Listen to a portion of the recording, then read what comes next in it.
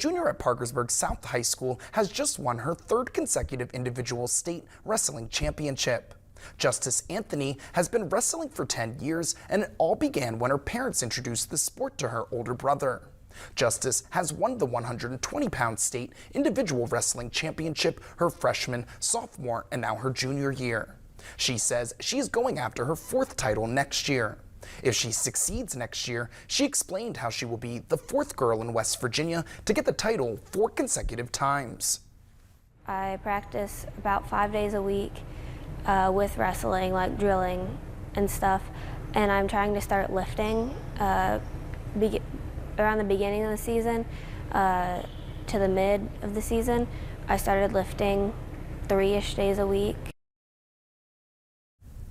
She says her favorite part about wrestling is the welcoming community.